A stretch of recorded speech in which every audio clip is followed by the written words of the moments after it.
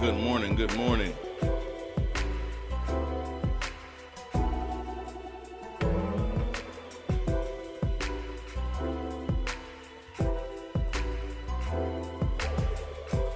Good morning, everyone. Good morning, everyone. Looks like you can't see me.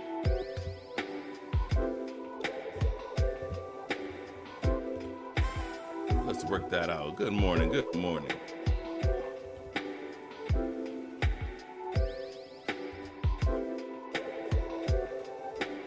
Let's figure that out. What's going on here?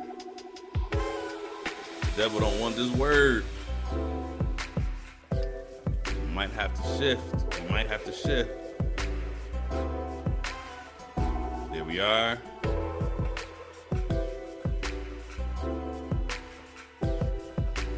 Right.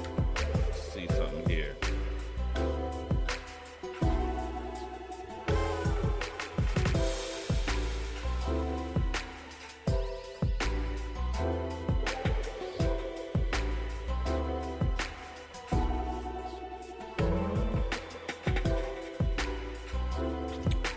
Alrighty. We out here, we out here.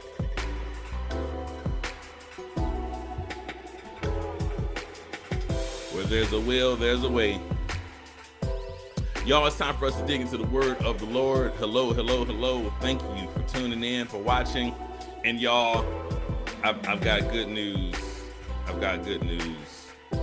Today, our audience has expanded.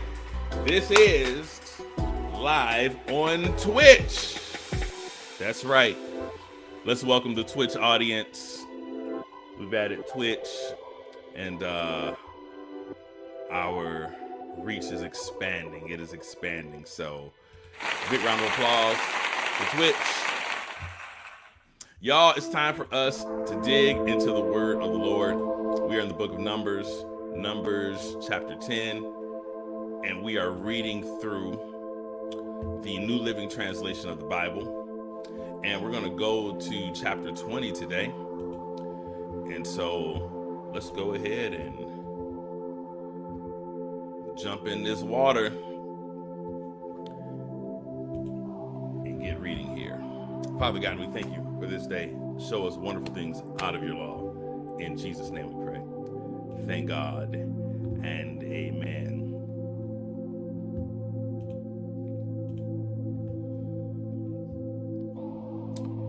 Right, we got it up there. Let's maybe make it a little bigger for you. There we go.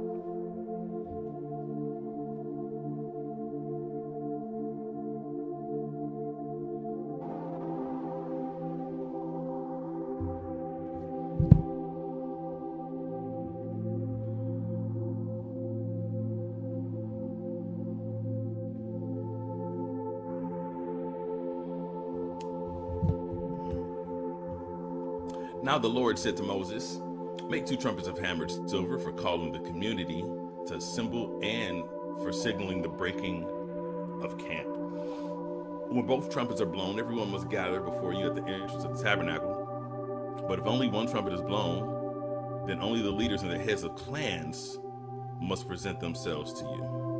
When you sound the signal to move on, the tribes camped on the east side of the tabernacle must break camp and move forward.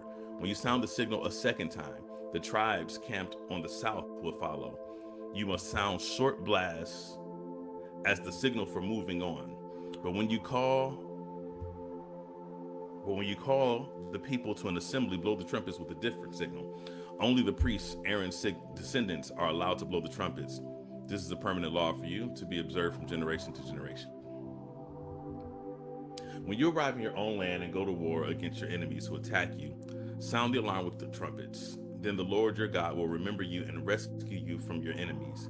Blow the trumpets in times of gladness too, sounding them at your annual festivals and at the beginning of each month. And blow the trumpets over your burnt offerings and peace offerings. The trumpets will remind your God of his covenant with you. I am the Lord your God.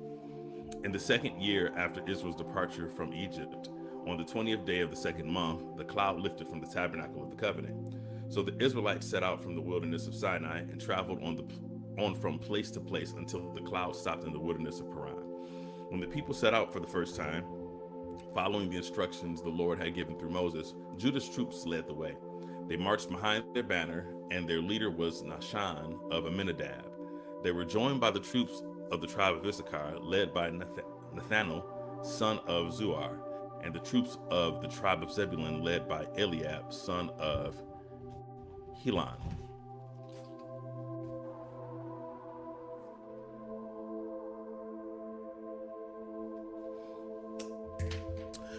When the tabernacle was taken down, and the Gershonite and Merarite divisions of the Levites were next in line of march, carrying the tabernacle with them, Reuben's troops went next, marching behind their banner. Their leader was Eliezer, son of Shadur. They were joined by the troops of the tribe of Simeon, led by Shelumiel, son of Zurishaddai, and the troops of the tribe of Gad, led by Eliasaph, son of Deuel. Next came the Kohathite division of the Levites, carrying the sacred objects from the tabernacle. Before they arrived at the next camp, the tabernacle would already be set up at its new location. Ephraim's troops went next, marching behind their banner. Their leader was Elishama, son of Ammihud. They were joined by the troops of the tribe of Manasseh, led by Gamaliel, son of Pedahzur, and the troops of the tribe of Benjamin, led by Abidan, son of Gideoni. Dan's troops were last, marching behind their banner and serving as the rear guard for all the tribal camps. Their leader was Ahiezer, son of Ammishaddai. They were joined by the troops of the tribe of Asher, led by Pagiel, son of Ochran, and the troops of the tribe of Naphtali, led by Ahira, son of Enan. This was the order in which the Israelites marched by division by division. One day Moses said to his brother-in-law, Hobab, son of Ruel the Midianite, "We are on our way to the place the Lord has promised for us." He said, "I will give it to you. Come with us, and we will treat you well, for the Lord has promised wonderful blessings for Israel." But Hobab replied, "No, I will not go. I must return to my own land and family." "Please don't leave us," Moses pleaded. "You know the places in the wilderness where we should camp. Come be our guide. If we do, we'll share with you all the blessings the Lord gives us." Wow. They marched for 3 days after leaving the mountain of the Lord, with the ark of the Lord's covenant moving ahead of them to show them where to stop and rest. As they moved on each day, the cloud of the Lord hovered over them. And whenever the ark set out, Moses would shout, "Arise, O Lord, and let your enemies be scattered. Let them flee before you." And when the ark was set down, he would say, "Return, O Lord, to the countless thousands of Israel."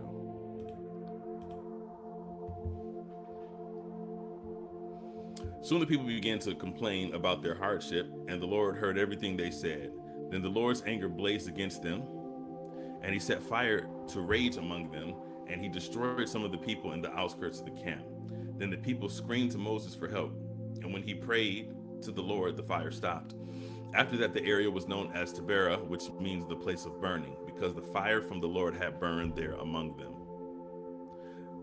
Then the foreign rabble who were traveling with the Israelites began to crave the good things of Egypt, and the people of Israel also began to complain.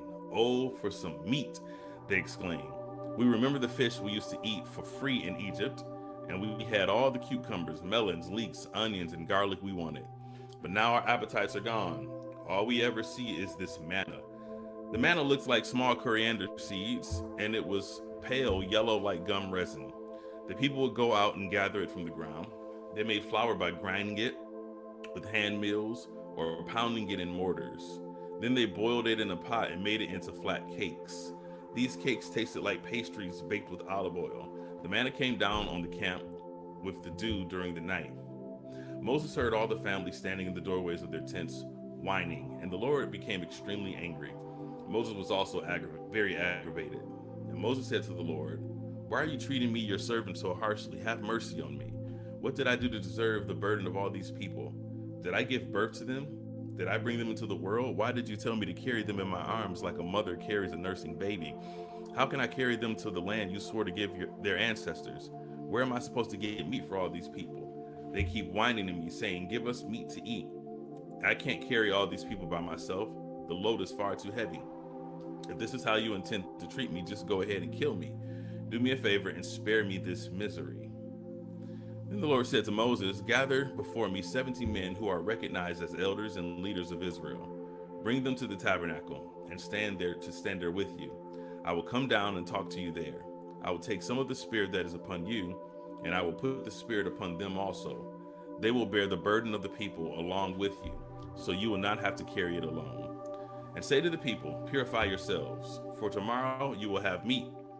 You were whining, and the Lord heard you when you cried, oh, for some meat. We were better off in Egypt. Now the Lord will give you meat, and you have to eat it. And it won't be for just a day or two, or for 5 or 10, or even 20.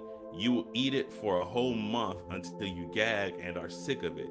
For you have rejected the Lord, who is here among you, and you have whined to him, saying, why did we ever leave Egypt? But Moses responded to the Lord, there are 600,000 foot soldiers here with me, and yet you say I will give them meat for a whole month?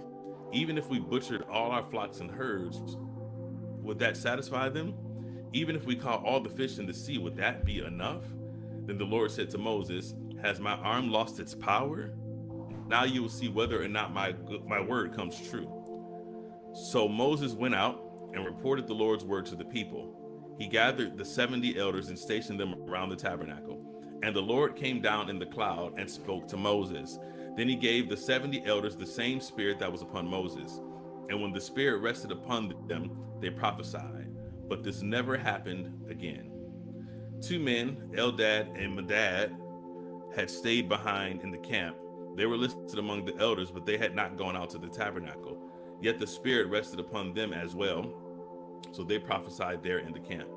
A young man ran and reported to Moses, Eldad and Medad are prophesying in the camp. Joshua, son of Nun, who had been Moses' assistant since his youth, protested, Moses, my master, make them stop. But Moses replied, are you jealous for my sake? I wish that all the Lord's people were prophets, and that the Lord would put his spirit upon them all. Then Moses returned to the camp with the leaders of Israel.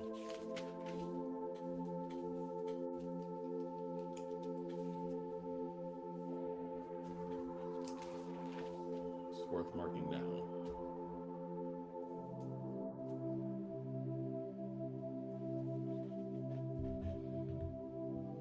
Now the Lord sent a wind that brought quail from the sea and let them fall all around the camp. For miles in every direction, there were quail flying about 3 feet above ground. So the people went out and caught quail all that day and throughout the night and all the next day too. And no one gathered less than 50 bushels. They spread the quail all around the camp to dry. But while they were gorging themselves on the meat, while it was still in their mouths, the anger of the Lord blazed against the people, and he struck them with a severe plague, so that the place was called Kibroth Hattaavah, which means graves of gluttony, because there they buried the people who had craved meat from Egypt. From Kibroth Hattaavah, the Israelites traveled to Hazeroth, where they stayed for some time. Good morning, everybody that's coming on. I see you. Thank you for tuning in. While they were at Hazeroth, Miriam and Aaron criticized Moses because he had married a Cushite woman. They said, has the Lord spoken only through Moses? Hasn't he spoken through us too? But the Lord heard them. Now Moses was very humble, more humble than any other person on the earth. So immediately the Lord called to Moses, Aaron, and Miriam and said, go out to the tabernacle, all 3 of you. So the 3 of them went to the tabernacle. Then the Lord descended in the pillar of cloud and stood at the entrance of the tabernacle. Aaron and Miriam he called, and they stepped forward. And the Lord said to them, now listen to what I say. If there were prophets among you, I, the Lord, will reveal myself in visions. I would speak to them in dreams, but not with Moses, my servant. Of all my house, he is the one that I trust. I speak to him face to face, clearly, and not in riddles. He sees the Lord as he is. So why were you not afraid to criticize my servant Moses? The Lord was very angry with them, and he departed. As the cloud moved from above the tabernacle, there stood Miriam, her skin as white as snow from leprosy. When Aaron saw what had happened to her, he cried out to Moses, "Oh, my master, please don't punish us for the sin we have so foolishly committed. Don't let her be like a stillborn baby, already decayed at birth." So Moses cried out to the Lord, "O God, I beg you, please heal her." But the Lord said to Moses, "If her father had done nothing more than spit in her face, wouldn't she be defiled for 7 days? So keep her outside the camp for 7 days, and after that she may be accepted back." So Miriam was kept outside the camp for 7 days, and the people waited until she was brought back before they revealed again. They traveled again. Then they left Hazeroth and camped in the wilderness of Paran. Numbers chapter 13. The Lord now said to Moses, "Send out men to explore the land of Canaan, the land I'm giving to the Israelites. Send one leader from each of the 12 ancestral tribes."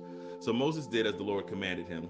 He sent out 12 men, all tribal leaders of Israel, from their camp in the wilderness of Paran. These were the tribes and the names of their leaders.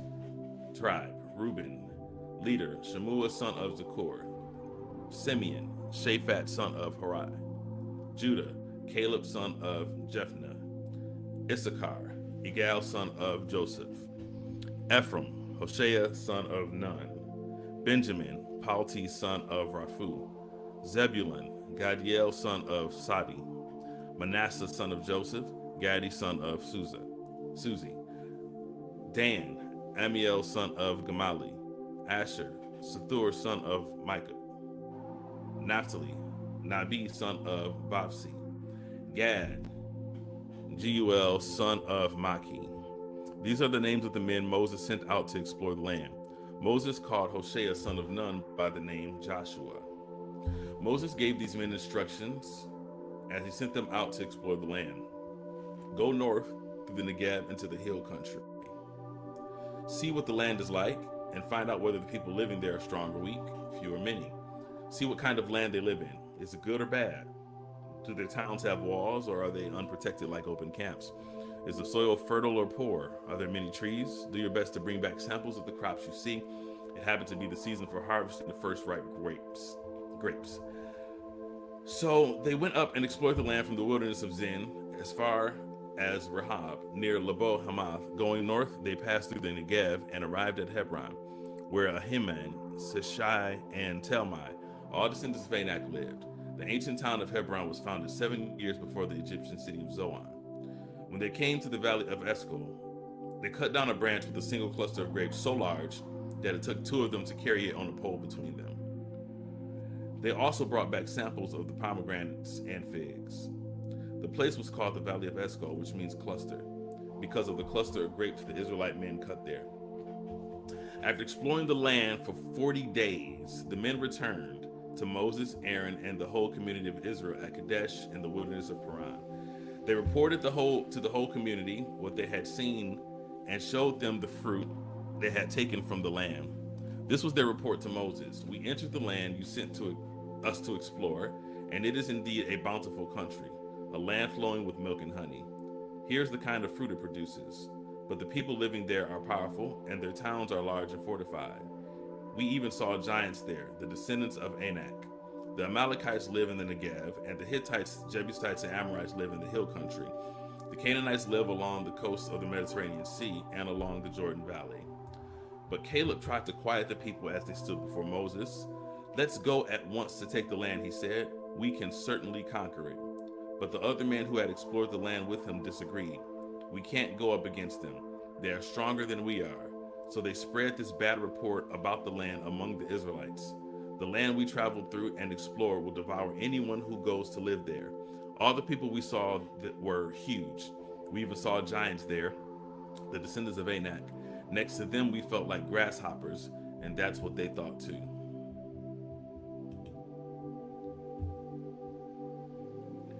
Then the whole community began weeping aloud, and they cried all night. Their voices rose in great chorus of protest against Moses and Aaron. "If only we had died in Egypt, or even here in the wilderness," they complained. "Why is the Lord taking us into this country only to have us die in battle? Our wives and our little ones will be carried off as plunder. Wouldn't it be better for us to return to Egypt?" Then they plotted among themselves, "Let's choose a new leader and go back to Egypt." Then Moses and Aaron fell face down on the ground before the whole community of Israel. 2 of the men who had explored the land, Joshua son of Nun and Caleb son of Jephunneh, tore their clothing. They said to all the people of Israel, "The land we traveled through and explored is a wonderful land. And if the Lord is pleased with us, he will bring us safely into that land and give it to us. It is a rich land flowing with milk and honey. Do not rebel against the Lord, and don't be afraid of the people of the land. They are only helpless prey to us. They have no protection, but the Lord is with us. Don't be afraid of them."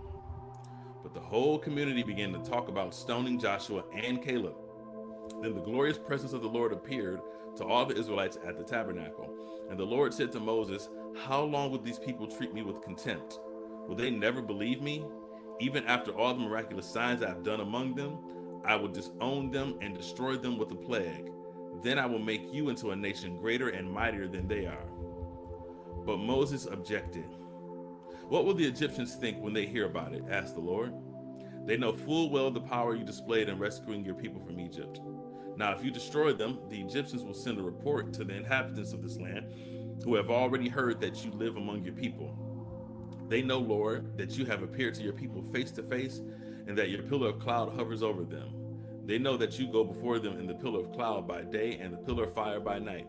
Now, if you slaughter all these people with a single blow, the nations that have heard of your fame will say, 'The Lord was not able to bring them into the land he swore to give them, so he killed them in the wilderness.' Please, Lord, prove that your power is as great as you have claimed. For you said, 'The Lord is slow to anger, but filled with unfailing love, forgiving every kind of sin and rebellion. But he does not excuse the guilty. He lays the sins of the parents upon their children. The entire family is affected, even children in the third and fourth generations. In keeping with your magnificent, unfailing love, please pardon the sins of this people, just as you have forgiven them ever since they left Egypt.' But the Lord said, 'I will pardon them as you have requested. But as surely as I live, as surely as the earth is filled with the Lord's glory, none of these people will ever enter that land. They have all seen my glorious presence and the miraculous signs I performed both in Egypt and in the wilderness. But again and again, they have tested me by refusing to listen to my voice. They will never even see the land I swore to give their ancestors. None of them who have treated me with contempt will ever see it. But my servant Caleb has a different attitude than the others have. He has remained loyal to me, so I will bring him into the land he explored. His descendants will possess their full share of the land. Now turn around and don't go on toward the land where the Amalekites and Canaanites live. Tomorrow you must set out for the wilderness in the direction of the Red Sea."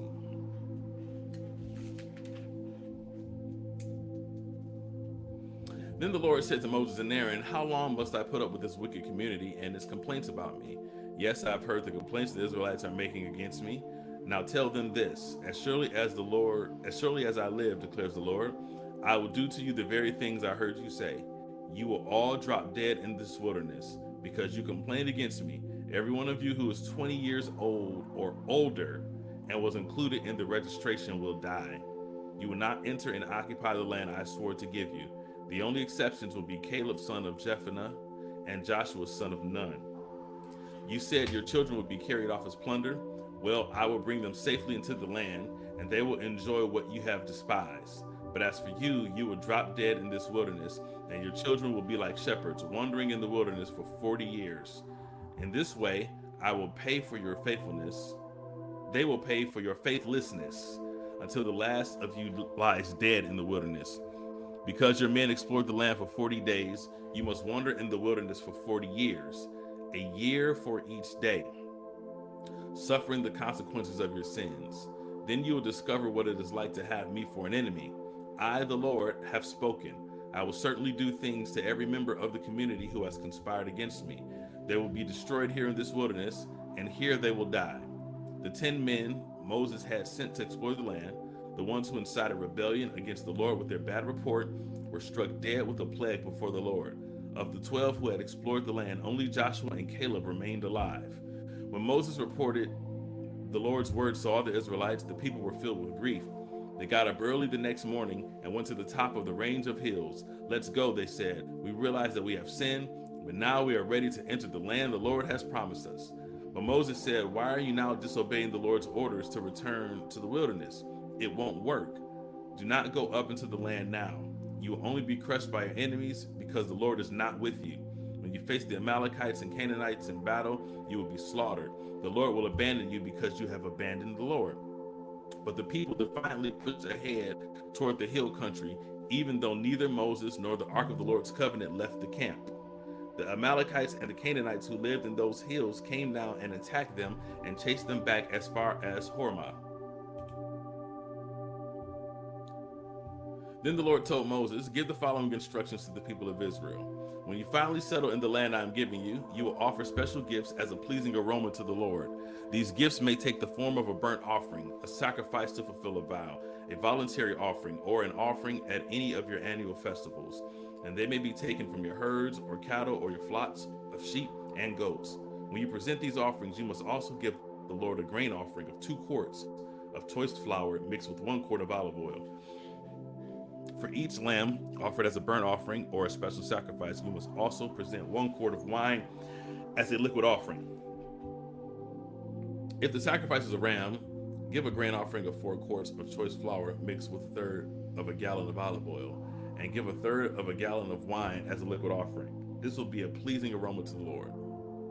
When you present a young bull as a burnt offering or as a sacrifice to fulfill a vow or as a peace offering to the Lord, you must also give a grain offering of 6 quarts of choice flour mixed with 2 quarts of olive oil, and give 2 quarts of wine as a liquid offering. This will be a special gift, a pleasing aroma to the Lord. Each sacrifice of a bull, ram, lamb, or young goat should be prepared in this way. Follow these instructions with each offering you present. All of you native-born Israelites must follow these instructions when you offer a special gift as a pleasing aroma to the Lord. And if any foreigners visit you or live among you and want to present a special gift as a pleasing aroma to the Lord, they must follow these same procedures. Native-born Israelites and foreigners are equal before the Lord and are subject to the same decrees. This is a permanent law for you, to be observed from generation to generation. The same instructions and regulations will apply both to you and to the foreigners living among you." Then the Lord said to Moses, "Give the following instructions to the people of Israel. When you arrive in the land where I am taking you, and you eat the crops that grow there, you must set some aside as a sacred offering to the Lord. Present a cake from the first of the flour you grind, and set it aside as a sacred offering, as you do with the first grain from the threshing floor. Throughout the generations to come, you are to present a sacred offering to the Lord each year from the first of your ground flour. But suppose you unintentionally fail to carry out these commands that the Lord has given you through Moses, and suppose your descendants in the future fail to do everything the Lord has commanded through Moses. If the mistake was made unintentionally and the community was unaware of it, the whole community must present a young bull for a burnt offering as a pleasing aroma to the Lord. It must be offered along with its prescribed grain offering and liquid offering, with 1 male goat for a sin offering. With it, the priest will purify the whole community of Israel, making them right with the Lord, and they will be forgiven, for it was an unintentional sin, and they have corrected it with their offerings to the Lord, the special gift and the sin offering. The whole community of Israel will be forgiven, including the foreigners living among you, for all the people were involved in the sin.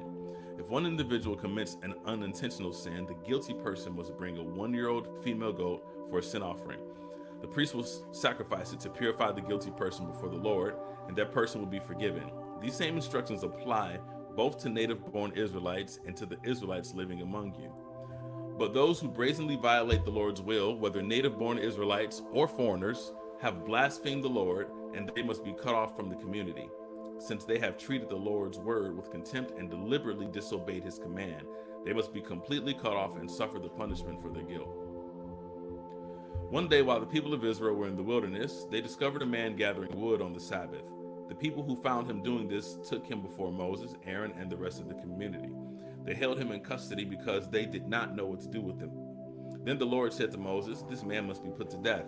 The whole community must stone him outside the camp." So the whole community took the man outside the camp and stoned him to death, just as the Lord had commanded Moses.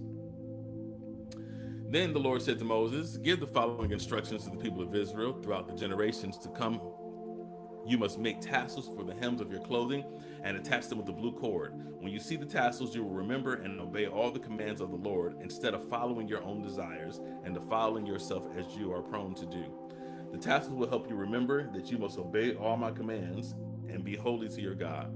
I am the Lord your God who brought you out of the land of Egypt, that I might be your God. I am the Lord your God." Numbers chapter 16. One day, Korah, son of Izhar, the descendant of Kohath, son of Levi, conspired with Dathan and Abiram, the sons of Eliab, and On, son of Peleth, from the tribe of Reuben. They incited a rebellion against Moses along with 250 leaders of the community, all prominent members of the assembly. They united against Moses, and Aaron said, "You have gone too far. The whole community of Israel has been set apart by the Lord, and he is with all of us. What right do you have to act as though you are greater than the rest of the Lord's people?" When Moses heard what they were saying, he fell face down on the ground. Then he said to Korah and his followers, "Tomorrow morning the Lord will show who belongs to him and who is holy. The Lord will allow only those whom he selects to enter his own presence. Korah, you and all your followers must prepare your incense burners. Light fires in them tomorrow and burn incense before the Lord. Then we will see whom the Lord chooses as his holy one. You Levites are the ones who have gone too far." Then Moses spoke again to Korah. "Now listen, you Levites, does it seem insignificant to you that the God of Israel has chosen you from among all the community of Israel to be near him, so you can serve the Lord in the Lord's tabernacle and stand before the people to minister to them? Korah, he has already given this special ministry to you and your fellow Levites. Are you now demanding the priesthood as well? The Lord is the one you and your followers are really revolting against. For who is Aaron that you are complaining about him?" Then Moses summoned Dathan and Abiram, the sons of Eliab, but they replied, "We refuse to come before you. Isn't it enough that you brought us out of Egypt, a land flowing with milk and honey, to kill us here in this wilderness, and that you now treat us like your subjects? What's more, you haven't brought us into another land flowing with milk and honey. You haven't given us a new homeland with fields and vineyards. Are you trying to fool these men? We will not come."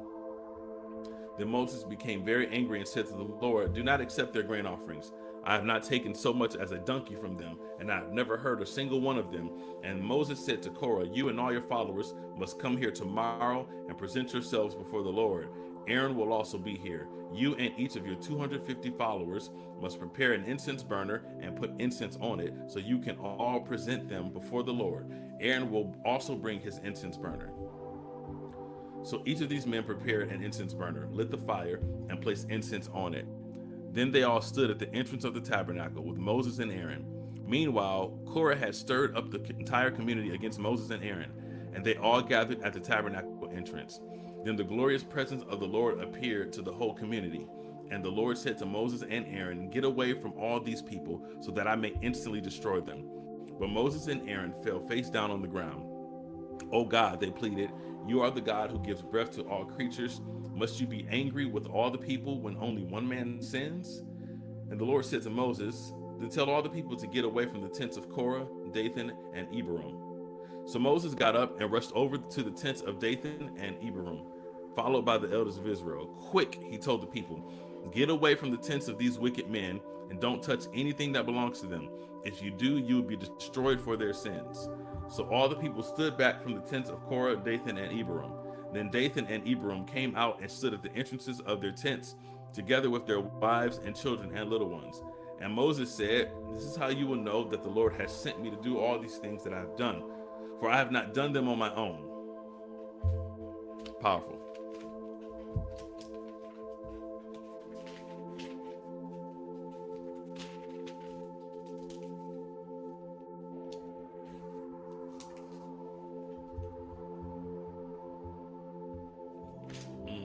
16.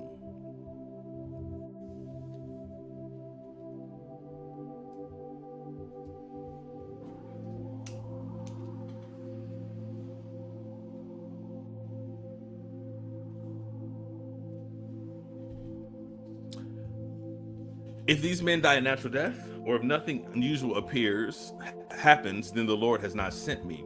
But if the Lord does something entirely new, and the ground opens its mouth and swallows them and all their belongings, and they go down alive into the grave, then you will know that these men have shown contempt for the Lord. Add one more group in. He had hardly finished speaking the words when the ground suddenly split open beneath them. The earth opened its mouth and swallowed the men along with their households and all their followers who were standing with them, and everything they owned. Number 16, verse 33. So they went down alive into the grave along with their belongings. The earth closed over them, and they all vanished from among the people of Israel. All the people around them fled when they heard the screams. The earth will swallow us too, they cried. Then fire blazed forth from the Lord and burned up the 250 men who were offering incense. And the Lord said to Moses, tell Eleazar, son of Aaron, the priest, to pull all the incense burners from the fire, for they are holy. Also tell him to scatter the burning coals. Take the incense burners of these men who have sinned at the cost of their lives, and hammer the metal into a thin sheet to overlay the altar. Since these burners were used in the Lord's presence, they have become holy. Let them serve as a warning to the people of Israel. So Eleazar, the priest, collected the 250 bronze incense burners that had been used by the men who died in the fire, and the bronze was hammered into a thin sheet to overlay the altar. This would warn the Israelites that no unauthorized person, no one who is not a descendant of Aaron, should ever enter the Lord's presence to burn incense. If anyone did, the same thing would happen to him as happened to Korah and his followers. So the Lord's instructions to Moses were carried out. But the next morning, the whole community of Israel began muttering again against Moses and Aaron, saying, you have killed the Lord's people. As the community gathered to protest against Moses and Aaron, they turned toward the tabernacle and saw that the cloud had covered it, and the glorious presence of the Lord appeared. Moses and Aaron came and stood in the front of the tabernacle, and the Lord said to Moses, get away from all these people so I can instantly destroy them. But Moses and Aaron fell face down on the ground. And Moses said to Aaron, quick, take an incense burner and place burning coals on it from the altar, lay incense on it, and carry it out among the people to purify them and make them right with the Lord. The Lord's anger is blazing against them. The plague has already begun. Aaron did as Moses told him and ran out among the people. The plague had already begun to strike down the people, but Aaron burned the incense and purified the people. He stood between the dead and the living, and the plague stopped. But 14,700 people died in that plague, in addition to those who had died in the affair involving Korah. Then, because the plague had stopped, Aaron returned to Moses at the entrance of the tabernacle.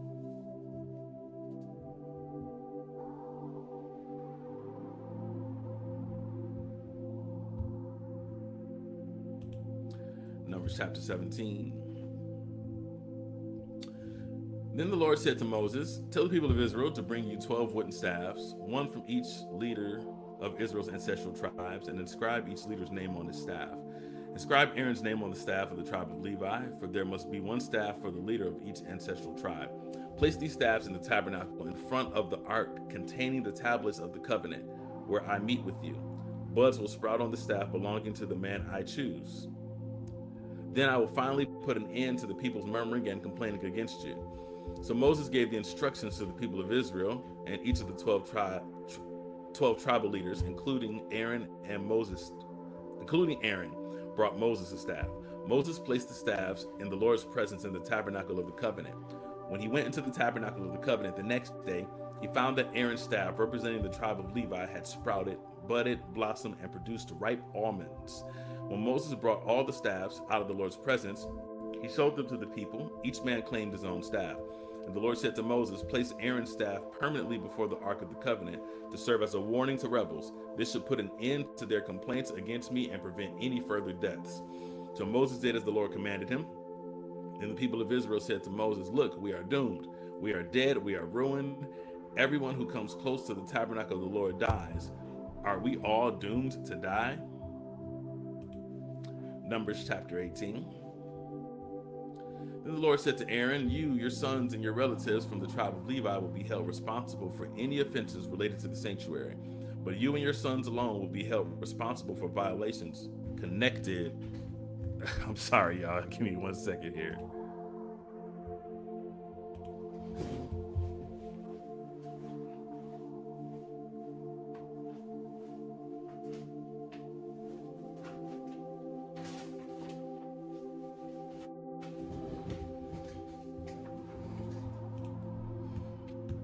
All right, sorry about that.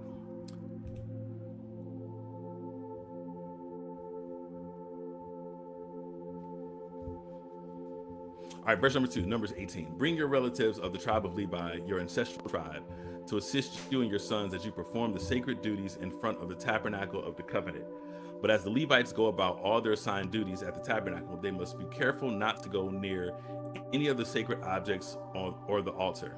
If they do, both you and they will die. The Levites must join you in fulfilling their responsibilities for the care and maintenance of the tabernacle, but no unauthorized person may assist you.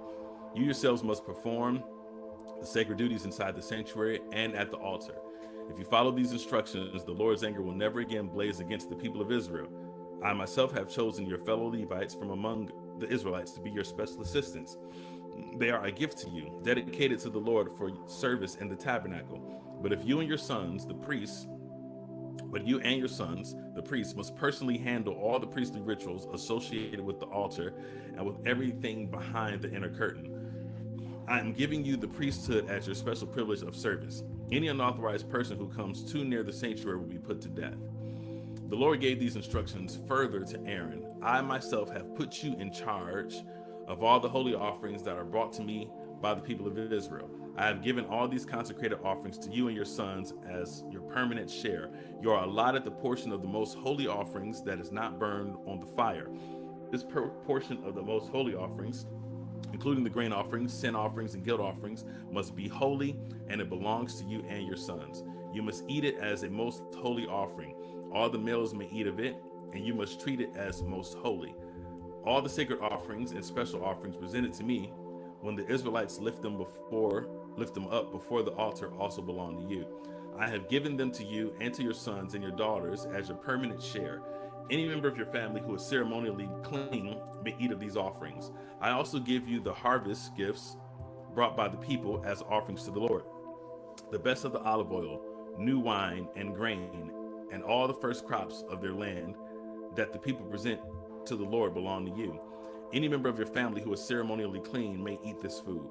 Everything in Israel that is specially set apart for the Lord also belongs to you. The firstborn of every mother, whether human or animal, that is offered to the Lord will be yours.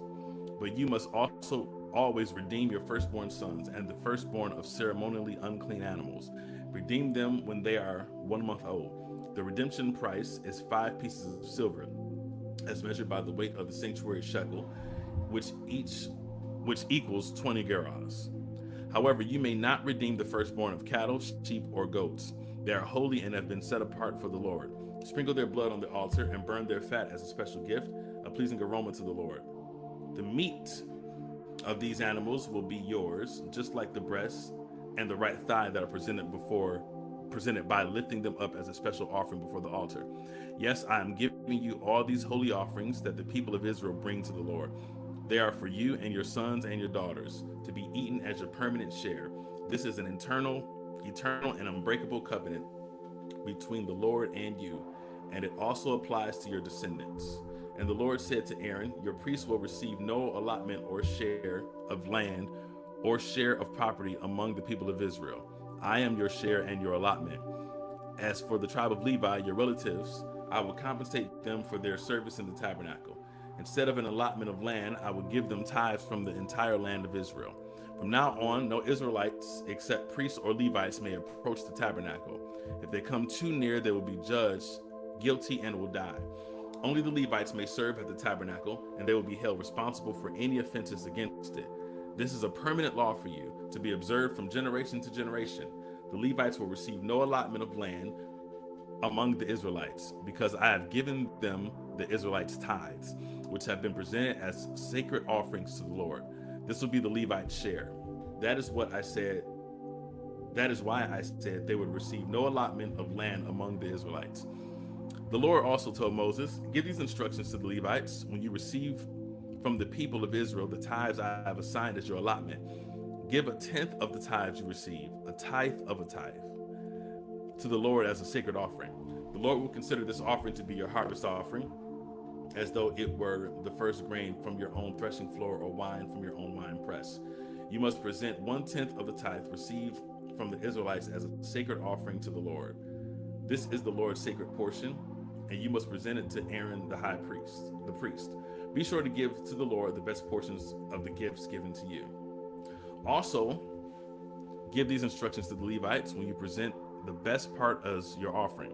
It will be considered as though it came from your own threshing floor or wine press. You Levites and your families may eat this food wherever you wish, for it is your compensation for serving in the tabernacle. You will not be considered guilty for accepting the Lord's tithes if you give the best portions to the priests. Be careful not to treat the holy gifts of the people of Israel as though they were common. If you do, you will die. We have now arrived at our penultimate chapter reading, Numbers chapter 19.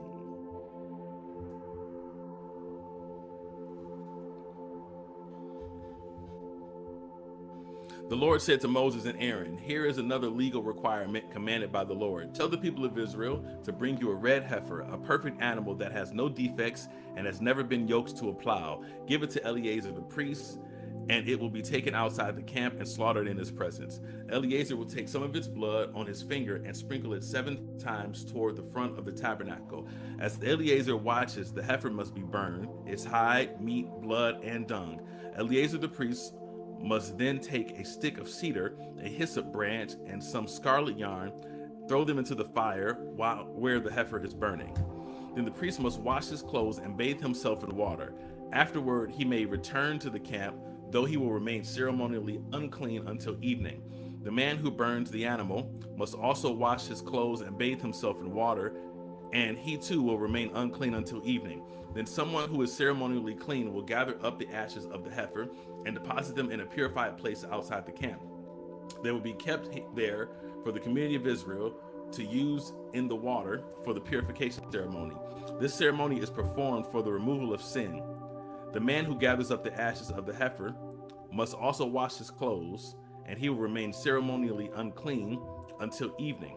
This is a permanent law for the people of Israel and any foreigners who live among them. All those who touch a dead body will be ceremonially unclean for 7 days. They must purify themselves on the 3rd and 7th days with the water of purification. Then they will be purified. But if they do not do this on the 3rd and 7th days, they will continue to be unclean after the 7th day. All those who touch a dead body and do not purify themselves in the proper way defile the Lord's tabernacle, and they will be cut off from the community of Israel. Since the water of purification was not sprinkled on them, their defilement continues. This is the ritual law that applies when someone dies inside a tent. All those who entered that tent and those who were inside when the death occurred will be ceremonially unclean for 7 days. Then any open container in the tent that was not covered with a lid is also defiled. And if someone is in an open field, touches the corpse of someone who was killed with a sword or who died a natural death, or if someone touches a human bone or a grave, that person will be defiled for 7 days. To remove the defilement, put some of the ashes from the burnt purification offering in a jar and pour fresh water over them. Then someone who is ceremonially clean must take a hyssop branch and dip it into the water. That person must sprinkle the water on the tent, on all the furnishings in the tent, and on the people who were in the tent, and also on the person who touched the human bone, or touched someone who was killed, or who died naturally, or touched the grave. On the 3rd and 7th days, the person who was ceremonially clean must sprinkle the water on those who were defiled. Then on the 7th day, the people being cleansed must wash their clothes and bathe themselves, and that evening they will be cleansed of their defilement. But those who become defiled and do not purify themselves will be cut off from the community, for they have defiled the sanctuary of the Lord. Since the water of purification has not been sprinkled on them, they remain defiled. This is a permanent law for the people. Those who sprinkle the water of purification must afterward wash their clothes, and anyone who then touches the water used for purification will remain defiled until evening. Anything and anyone that a defiled person touches will be ceremonially unclean until evening.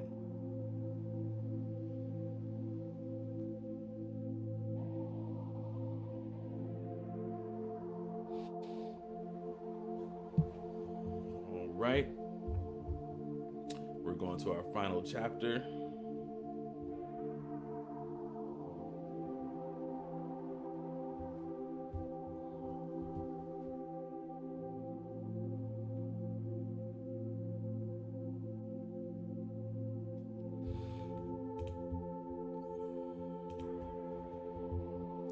Numbers chapter 20. In the first month of the year, The whole community of Israel arrived in the wilderness of Zin and camped at Kadesh. While they were there, Miriam died and was buried. There was no water for the people to drink at that place, so they rebelled against Moses and Aaron. The people blamed Moses and said, "If only we had died in the Lord's presence with our brothers. Why have you brought the congregation of the Lord's people into this wilderness to die, along with our livestock? Why did you make us leave Egypt and bring us here to this terrible place? This land has no grain, no figs, no grapes, no pomegranates, and no water to drink."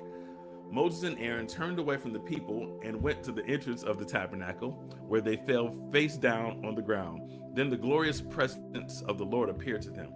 And the Lord said to Moses, "You and Aaron must take the staff and assemble the entire community. As the people watch, speak to the rock over there, and it will pour out its water. You provide enough water from the rock to satisfy the whole community and their livestock." So Moses did as he was told. He took the staff from the place where it was kept before the Lord.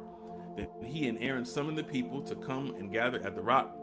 "Listen, you rebels," he shouted. "Must we bring you water from this rock?" Then Moses raised his hand and struck the rock twice with the staff, and water gushed out. So the entire community and their livestock drank their fill.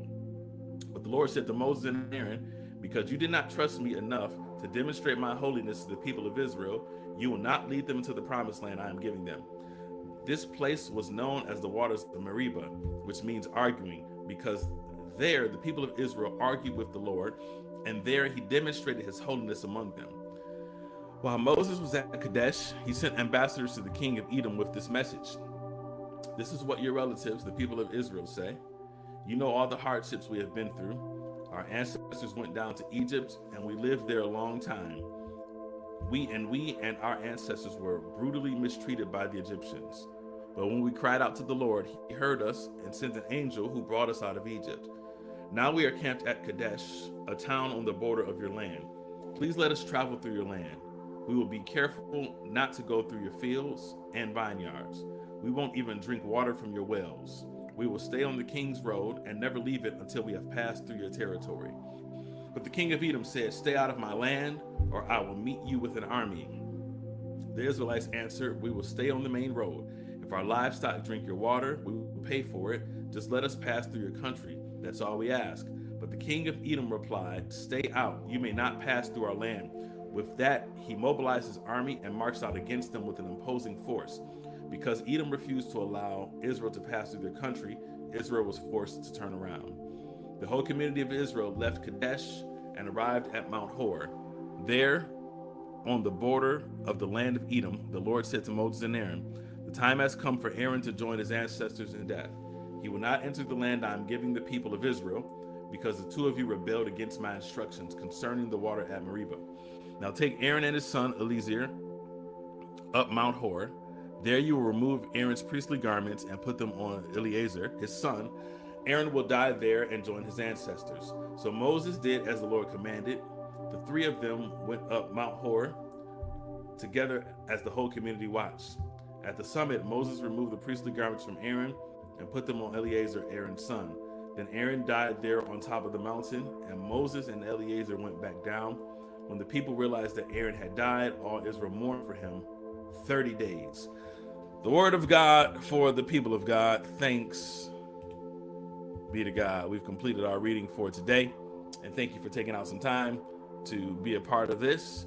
If you desire to sow and be a part of what the Lord is doing, then you may. The ways to give will be placed on the screen right now.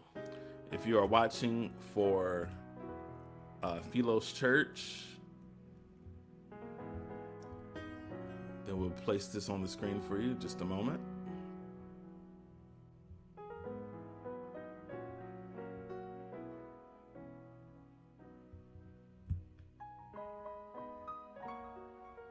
Oh, if I can find it. Here we go. This is the way to give for Philos Church, listed on your screen. Info at philos.church for Zelle, $ Philos Church for Cash App, PayPal at Philos Church. If you desire to give for Pentecostal Temple, it is scrolling at the bottom of your screen. You can text to give. You can give online at the website, myptchurch.org. You can give by Zelle, info at ptchurch.net. Those are the ways that you can give today. And if you desire to be a blessing to yours truly, and we'll place this on the screen as well.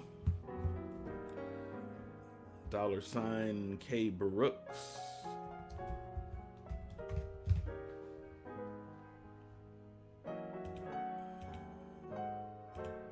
That is KAYBRUX. KAYBRUX. So thank you all for your generosity.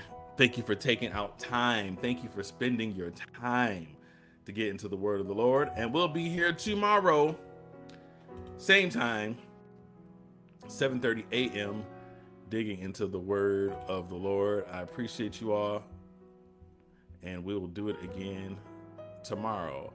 I want to see your face one more time. If I can get to you. There we go. All righty, thank you again. Share the video. If you're just coming in, go ahead and rewind, watch the whole thing. And shout out to our inaugural Twitch audience for scripture reading. All right, we'll see you all next time. Take care.